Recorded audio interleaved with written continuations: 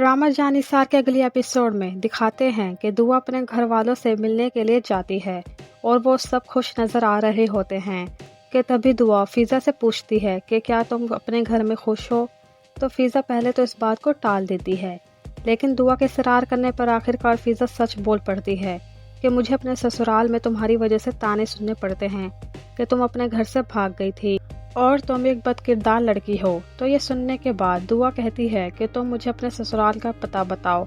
मैं खुद तुम्हारे ससुराल जाऊंगी और वहाँ पर सबसे माफ़ी मांगूंगी और उनसे कहूंगी कि तुम्हें मेरी वजह से बातें ना सुनाया करें। तो फिर फिजा कहती है कि तुम्हें किसी के आगे मेरे लिए हाथ जोड़ने की ज़रूरत नहीं, मैं नहीं चाहूंगी कि मेरी बहन कभी मेरी वजह से किसी के आगे झुके। और फिर अगले सीन में फिजा की ननंद सुंबुल अपनी भाभी को अपनी पसंद के बारे में जिक्र कर देती है और उनसे कहती है कि मैं किसी और लड़के को चाहती हूँ और शादी भी उसी से करूँगी।